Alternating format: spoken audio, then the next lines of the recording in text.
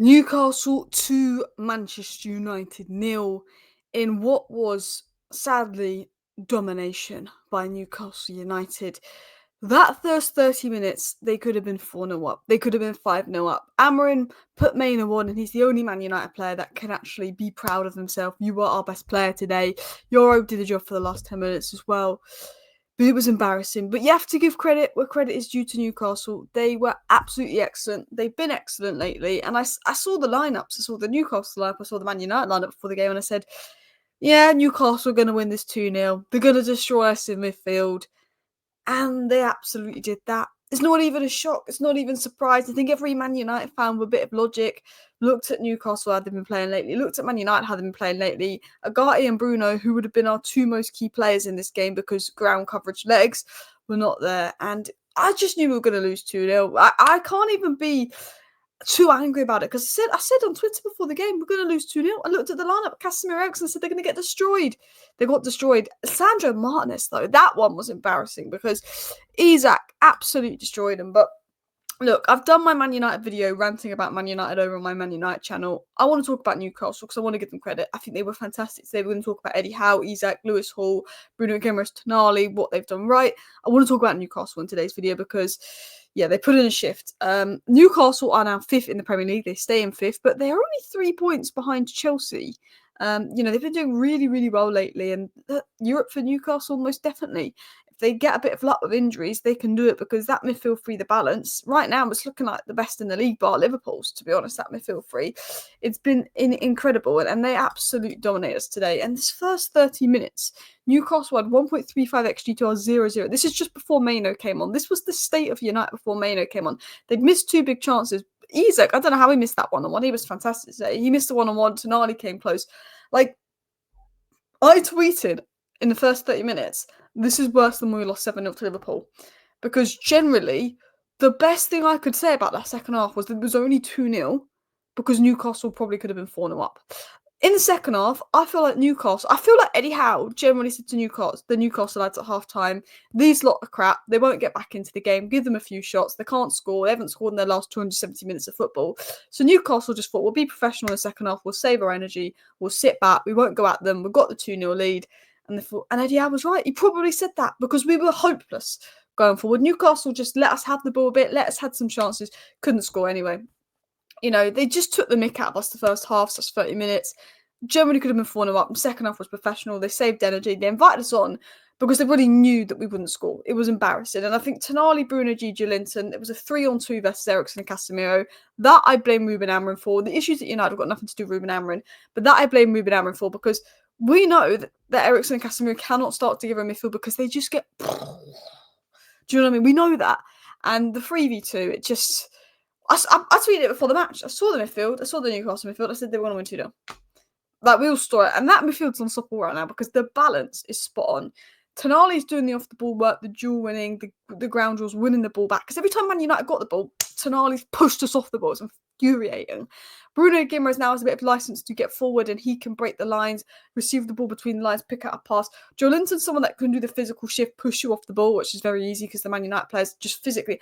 I don't know how, and Gary Neville's spot on, pound for pound, how we spent so much money to get a squad that just physically can't even compete. And I said, people worry about bringing the Man United Academy players in because of the physicality. Where was the physicality on the pitch? Leacher, Eriksen, Casemiro, I don't know.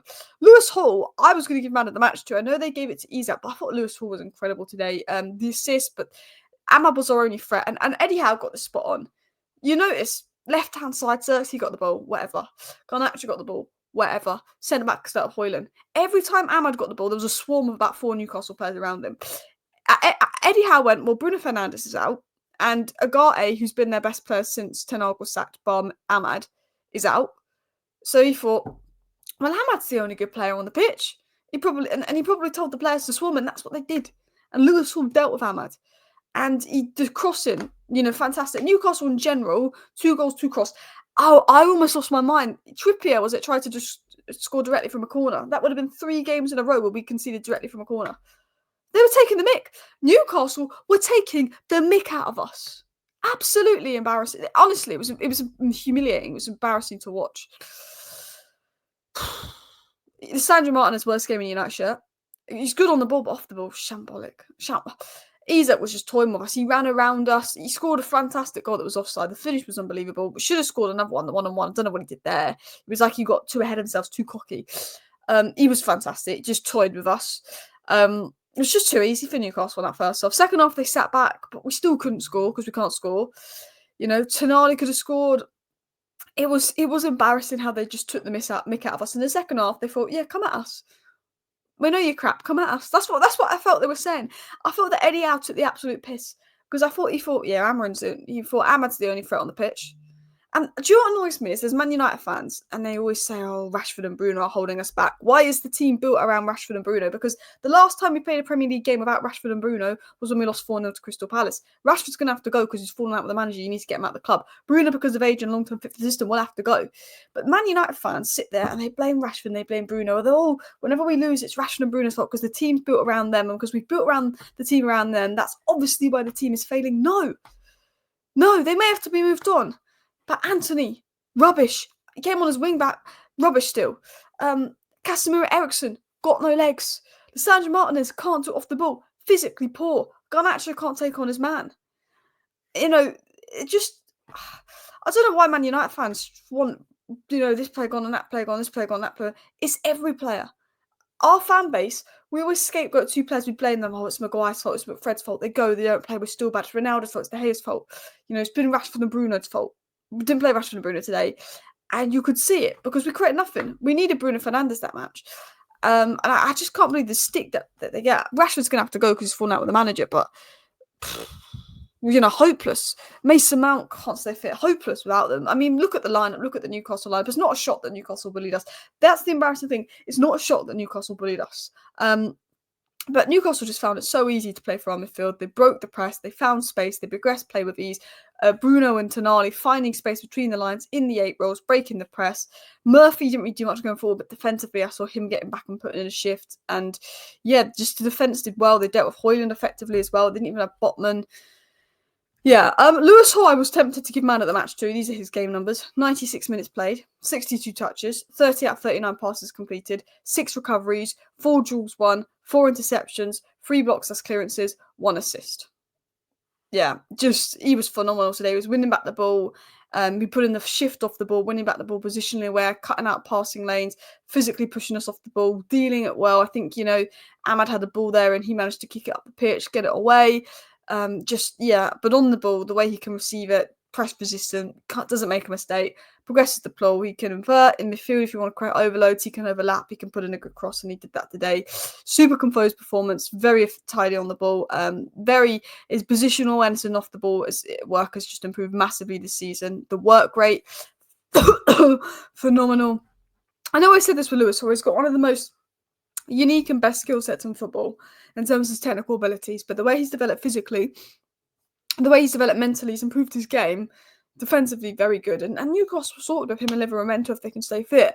At fullback, 2 of the best young fullbacks in England. And Lewis Shaw is England's fullback for the next 10 years. He is.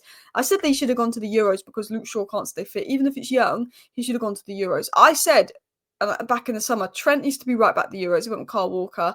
Lewis Shaw needs to be left back at the Euros if Luke Shaw isn't fit. And he went with Trippier. I generally think that is England's fullback pairing. Southgate wouldn't do it.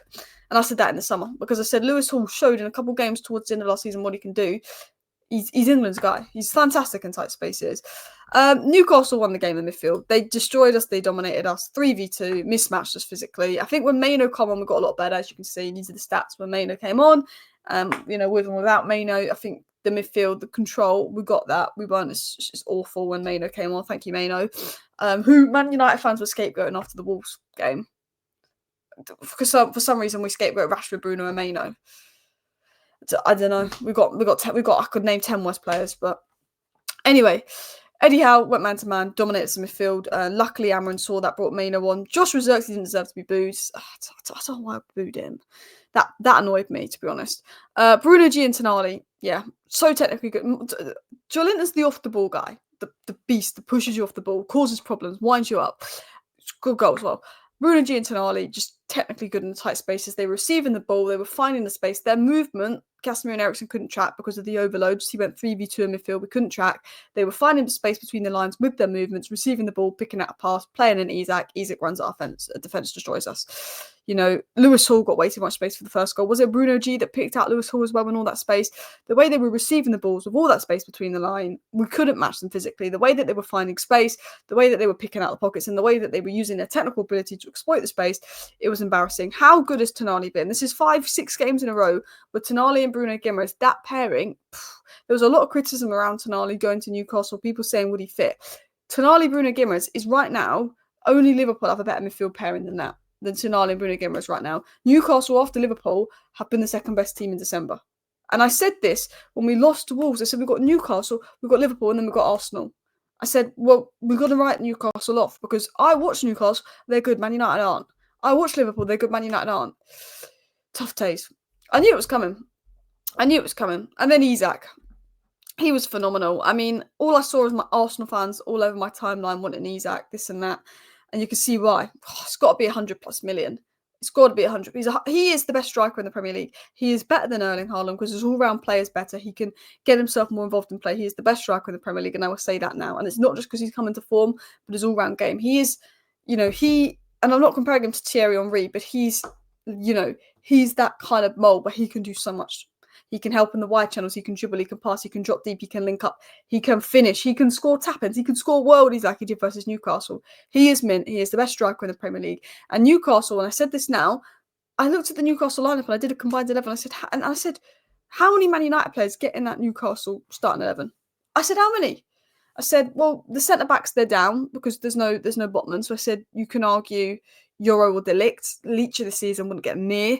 Maguire, to be fair, I reckon Maguire would be sound for you guys. I said, Mazraoui over Trippier because he's been good when he was right back in a back four. He's not been great as a wing back. That's 2.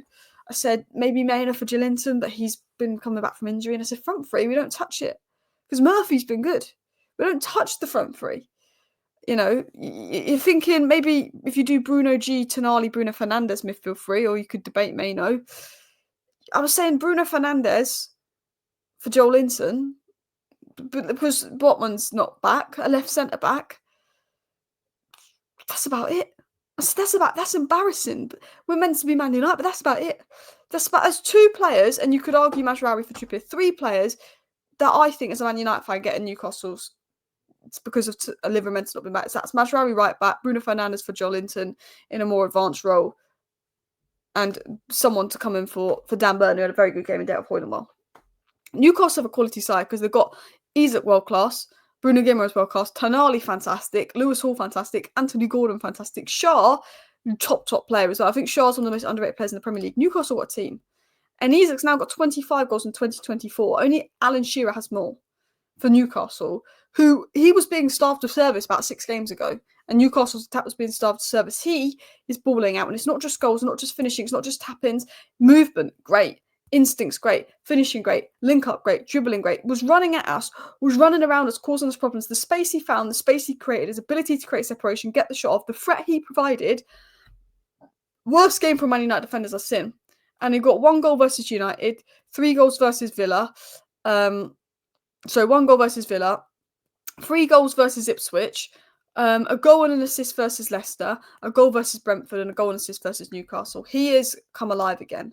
Phenomenal player.